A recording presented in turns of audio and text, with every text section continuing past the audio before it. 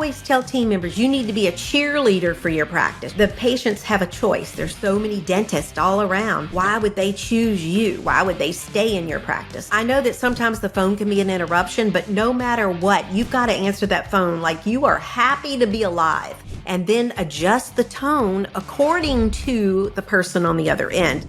Hello, everybody, and welcome to another episode of the Raving Patients Podcast. I want to thank the sponsors of the podcast, both Dental Intelligence and the Doc Site, for their support, allowing me to come to your inbox every Friday morning at 5 a.m. with a new release of the podcast. I also want to mention everybody about my event in Scottsdale, Arizona, coming up September 27th and 28th at the Scott Resort and Spa. Supercharge your dental practice in Scottsdale. It's 13 amazing speakers, tons of fun. We are looking for more attendees. So please go to superchargeyourdentalpractice.com and use the word Raving, RAVING, to save $100 on your registration. Again, superchargeyourdentalpractice.com and use the code Raving to save $100 on registration. Today's guest is Sandy Pardue from Classic Practice Resources. And the topic is the 3 R's of practice management. Sandy is a keynote speaker, author, and consultant in the area of dental practice management. She is known for her entertaining style that motivates dental teams with practical yet informative information that they can relate to. Dentistry Today Magazine has recognized her as a leader in dental consulting speaking every year since 2003. Sandy, thank you so much for joining me today. I am super excited to be here. After hearing you speak, well, actually a couple of times, once in Jamaica and then recently in Florida, you just blow me away. So this is extra special for me too. You have so many great ideas and things that people need to know. Okay. They need to know about reviews and I love your product. It's all good. Yeah. So, Sandy, why don't you kind of tell people first how you help practices before we get into the content part? What does Classic Practice Resources do, and how do you help practices? We are a consulting company, and we have been around since 1993. So I have worked with over 500 dental practices and have a team of consultants. We all work together. We're very hands-on, and we just dig deep for those missed opportunities. We're pretty much known as like the systems guru. We were talking about systems and keeping statistics and SOPs, procedure manuals, before it was even cool to talk about those things. And so that's what we do. We help practices get organized. You've helped hundreds and hundreds of practices, missed opportunities in scheduling. So let's start off with that and focus on, obviously we'll get into the 3 R's of practice management, which is retention, reactivation, and recall. And I'll add a 4th one there, reviews, but that would be a 4th one. So let's talk about the missed opportunities and when scheduling or when a practice tries to schedule. They're doing so many things wrong nowadays. You know, what's interesting is I talk to tons of practices myself. Obviously, I do consulting, but on a different aspect of a practice. And they always have issues with the marketing company they hire. And it's not only the marketing company's issue, it's the practice issues. So when I'm talking to them, you know, I always tell them the job of the marketing company is to bring someone to the phone or the door, and the rest is up to you. And if your marketing company brings people to the phone and the door and you can't convert them, the problem's in the practice. And that's where you come in. So let's talk about some of the missed opportunities in the schedule. Okay. So first off, listeners, the most important thing in the office, besides the patients, of course, is the schedule. If the schedule's not filled, nothing else really matters. And I think everybody would agree. It's like, it's the doctor wants the schedule filled. So if you're a team member listening, you need to think about that. If you're a doctor, you're going to agree. So that means you need to schedule people that are actually going to show up. They're going to keep the appointment. They need to focus on today, tomorrow, and day after tomorrow. That's the most important thing. But that phone rings, and I really enjoy listening to these calls, and I do mystery shopper calls around the country as well for our clients and even for just other people. It's just insane what I hear. And first off, I hope that the practices are answering the phone. So I get sometimes that, oh, we're too busy to answer the phone. We have a voicemail. No, wrong, bonk, stop. You need a live person answering the phone. Team members, those team members that are listening, and doctors, you can play this because I'm going to share a lot of great information for your team. Play this at your staff meetings. it's like team members, you have to think answering the phone is not a demotion. If you're really good at it and your doctor moved you from another area in the practice to answering the phone, don't cry about it. I have had people cry and call me, I got demoted. No, look, you are in the hot seat. You must be really good. That is not a demotion. It's a very important job. So answering the phone, answering before the third ring. Once the phone rings 3 times, people start wondering if you're there, if you're going to answer. And then those verbal skills. So just to give you a few tips today, those verbal skills, number one, you have to invite the patient. So they're calling, all right? Sometimes, and I want you to also hold on to the fact that less than half the people ever born have been to the dentist. Less than half of the adults go to the dentist every year. So people aren't lined up like a Taylor Swift concert wanting to get into that dental chair. So it's so important to help them get there. Invite them. So whenever they call and say, yes, I need some veneers. Does your doctor do veneers? Instead of saying, yes, he does veneers, you're going to say, oh, Dr. Goodtooth does beautiful veneers. People come from all around. And you see how my voice was like excited that patient asked that question. And I always tell team members, you need to be a cheerleader for your practice. You need to be a cheerleader, because if you're not, who is?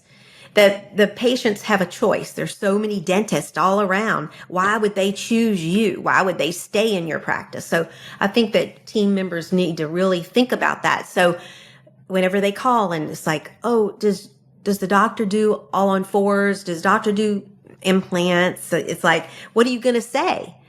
Oh, yes, doctor has had great success with implants. Let's get you set up with an appointment to meet Dr. Goodtooth. That's what you have to do. You can't just simply answer those questions and then say, oh, okay, goodbye. And another really important thing I want to mention about phone calls and these appointments from these new patients is you need to get them in right away. You need to be blocking off time for new patients. You need to get them in within 7 work days, or they're more likely to back out. I agree 100%. You have to be the cheerleader. The person answering the phone has to sell the practice. They literally have to get excited. They have to give people the reason why they want to show up. Because if they're just ordinary, they're not going to show up. But if you give an extraordinary initial call, the patients will come and they will show up. I know you said you should make room in your schedule for new patients. I want them in 72 hours. I think if you go outside that 72-hour window, they're not going to come. They're going to find someone to see them the next day or the same day. I offer, when I was in practice, obviously I haven't practiced in a while now. When I was in practice, I wanted the people to come in the same day. I had same day appointments available for those people who were ready to move forward. That's even better. Because you know that if the energy is there, they're excited. If you add the fuel to the fire, they're going to accept treatments. So you want to get them while that ember's burning. I like to, blow on that ember to make a spark and get fire. That's what you want here. That's exactly how I feel. And if you don't make it seem like that, you push them off 2 or 3 weeks, they're going to find someone else to go to, and you're going to lose that patient, in my opinion. And it's the same reason. You just look at Amazon. Why do we love Amazon? Because one reason I love Amazon is because I get whatever I ordered quickly. Instant gratification. That's the type of business and that type of life we run right now. I don't like going to stores as much anymore because I know I can get it potentially faster than ordering from the store. I get it from Amazon literally sometimes the same day or earlier in the morning when I wake up, it's at the door. It's like a Christmas Happened gift. to me yesterday. I mean? Yeah, exactly. 100% so. So, any other missed opportunities in scheduling or in the process that offices have set up? Well, I want people to have a goal. I think if every provider in the practice has a production goal and you actually communicate that to the person you appointed to be over the schedule, I think that keeps them like more on task to fill the schedule and have that goal to work towards, kind of like a game board. I always talk about a schedule being like a game board, and the goal is to fill the schedule slots and each provider have a goal. So there are just so many missed opportunities in the schedule, especially with broken appointments. And so much of that has to do with poor communication skills. And I've studied all of this for so many years, listening to every single call that comes in, every single call that goes out, those appointments that are broken, those calls too, the people that call in and say, I can't come. So the verbal skills are everything. So practice that, role play with your team. That is so important. I agree 100% to that. So let's talk about the phones themselves. How do you recommend practices learn better phone skills? How do you teach them how to answer the phone properly versus, doctor's office, hold please? Talk about the way they should implement the phone, which I believe is one of the most important pieces of equipment in the practice. And sometimes they put the least paid employee on the phones, which is a problem in my opinion. Or the new person. I've had I can't even count how many times practices say, oh, we have a new girl and we're just going to put her answering the phones at first. I'm like, what? Are you kidding? What? And so first off, one thing I like to do with our clients is list out key practice points about the practice and information about the doctor. So whoever's answering the phone, it could be as simple as, do you have a website? I have called countless practices where I ask that question and the person answering the phone says no, and I'm looking at the website.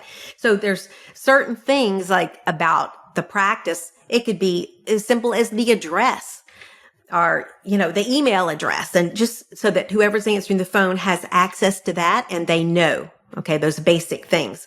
Another thing that's really important is voice inflection. So, and I know if everybody listening can think about a time that maybe they called about some service that they wanted and the person that answered the phone acted like they just really couldn't care less that you called or about their job or whatever. They just sounded like a dud on the phone.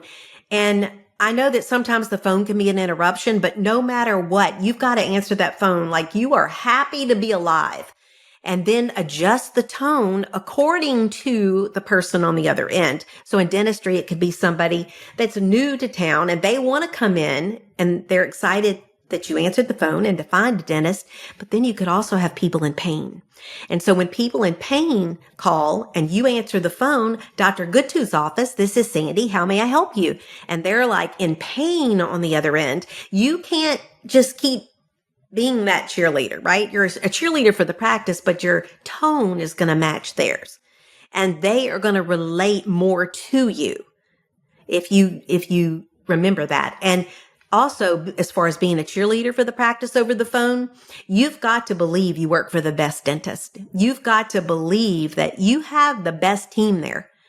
And that's going to come across. And I know personally, because I worked in the dental office, I did all the positions. And so I can remember believing sometimes my doctor invented a crown remover, okay?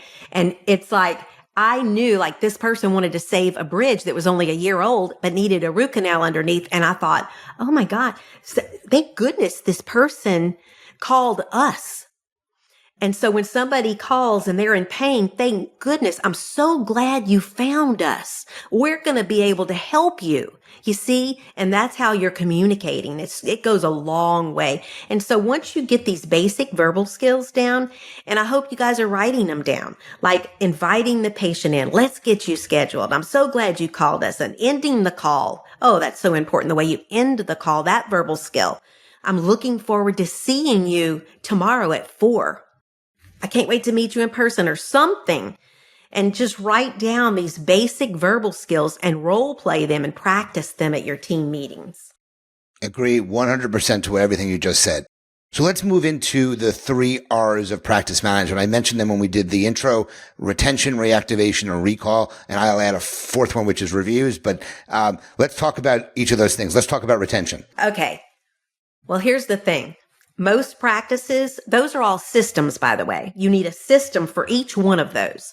And so if we talk about recall first, so recall is very important. And so what I have noticed, because I've been doing this a long time, and again, I've been keeping statistics for practices for many, many years and decades.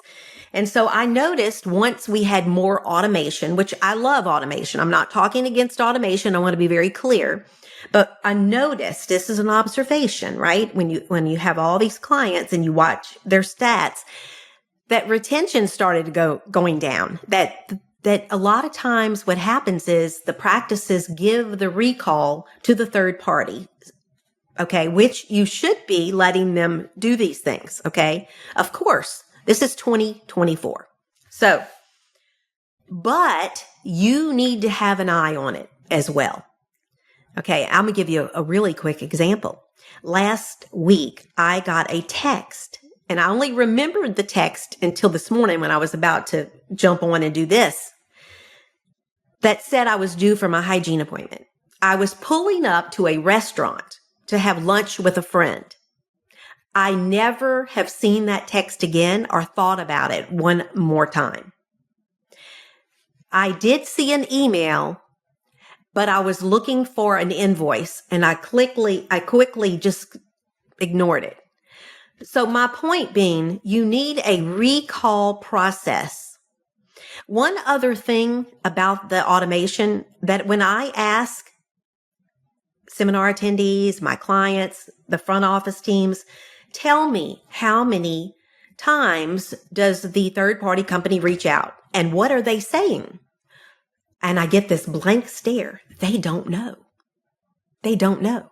So I suggest that you guys learn your third-party system. When are they reaching out? How often are they reaching out? What are they saying to your patients? Is it enough? Is it too much?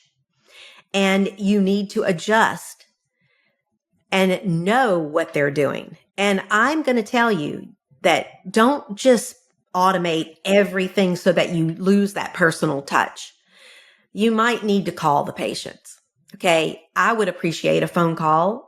I know some practices that still will send an occasional card. I don't mind that because I'll see it. But just look at what's good for your practice, your part of the country. Some parts of the country will respond differently to different things. So know your patients, your patient base, and what's going to work. But most important, have a system. Okay. So that's recall. Now let's move to retention or reactivation. If you have a really good recall system, and one other thing on the recall system, you might not need to pre-schedule every patient.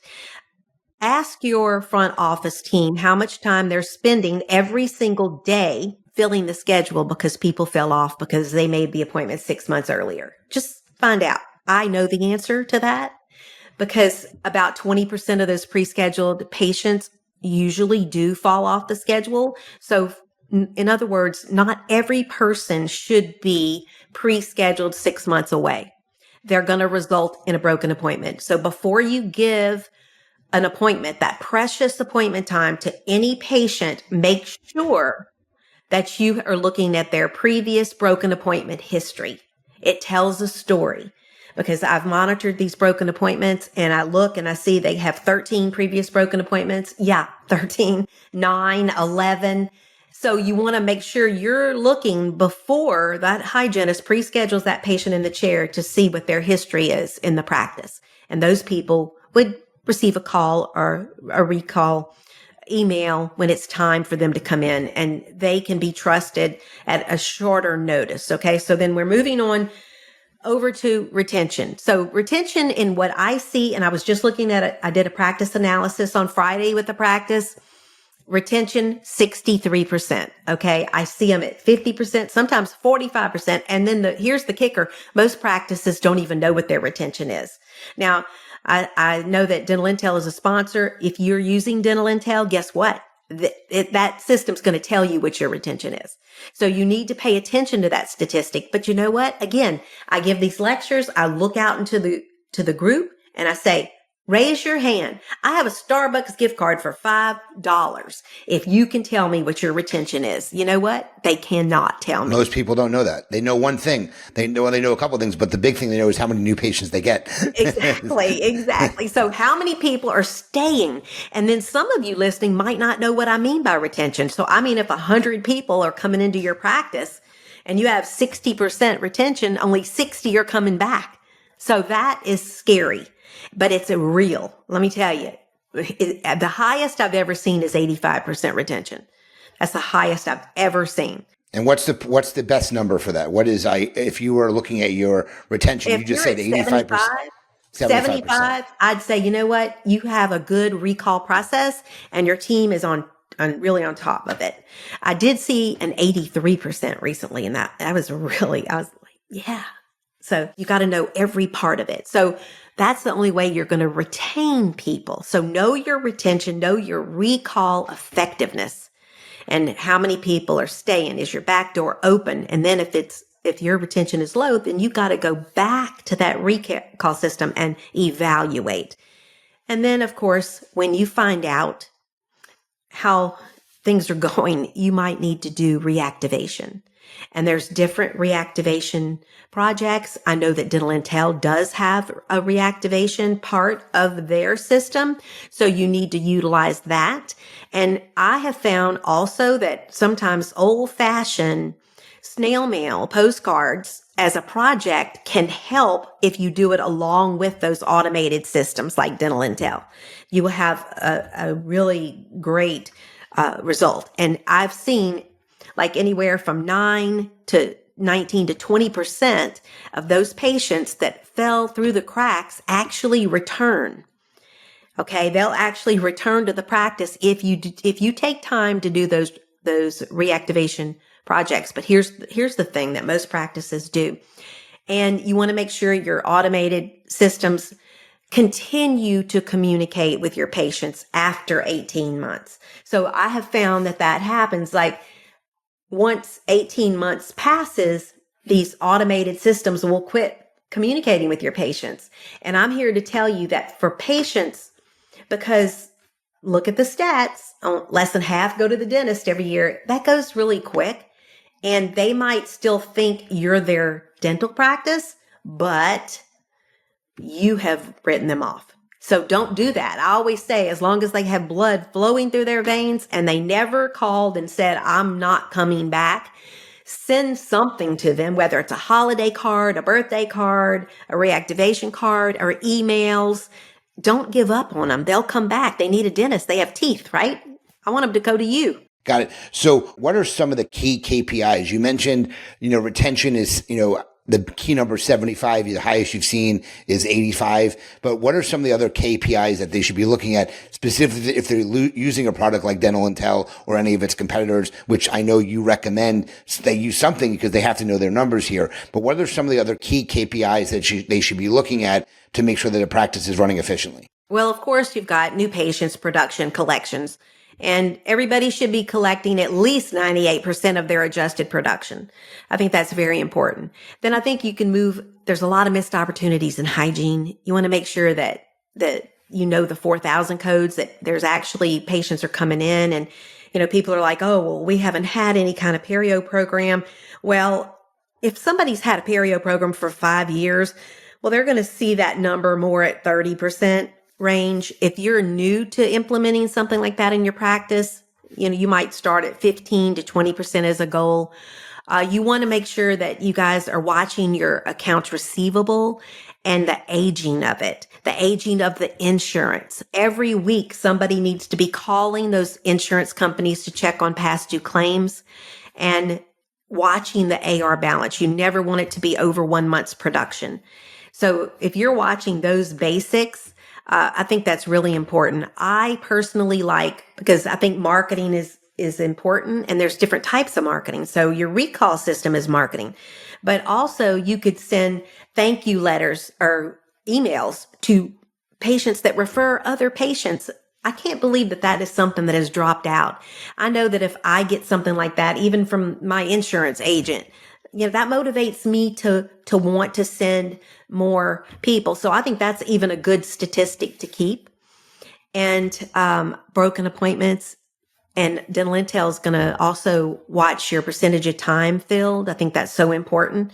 So you want to have a goal of at least 94% of your schedule filled every day. So you want to look at that statistic as well. Yeah, I always like to say, what are you called when you have a chair that's unoccupied by a patient? Unemployed. Unemployed, exactly. So if you don't have, in your case, 94% is your number, you're sitting around twiddling your thumbs. You're not using your practice effectively enough, and you can actually, obviously, not make the numbers that you need to make. So I agree with that 100%. So Sandy, is there anything else that you want to discuss in terms of the content portion? We're going to switch to the Q&A if not, but is there anything else that you wanted to cover in the time that we have remaining? Only that I think that teams need to practice these things that I've shared. You need to share them with everybody. Communication is everything. And just practice it. Role play together. So I know that you have your company, Classic Practice Resources. So do you do, I know you hold seminars around the country. I'm assuming you do one-on-one coaching as well. What else do you offer to potential clients who are looking to learn more about what you offer them? Yes. Well, we do have Front Desk Pro. This is something I've been doing seminars for about 25 years where I like to call them workshops. So this is where we have anywhere from 25 to 55 people. And we do a full day. They can't take more than a day. I mean, it's so many systems shared. The course pack is 170 pages. So everybody goes home with a 170 page course pack plus flip charts, verbal skill packets, lots of handouts. So I have one coming up in Boston in August 23rd. I have another one in New Orleans in the middle of November. So also doing Office Management Pro.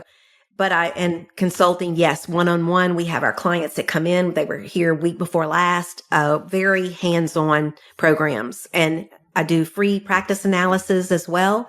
You can get more information at classicpractice.com. I do want to mention, though, for your listeners, anybody wanting to come to Front Desk Pro or Office Management Pro, I have a promo code that you can go on to classicpractice.com, find the seminar. When you check out, that code is Secret Sauce.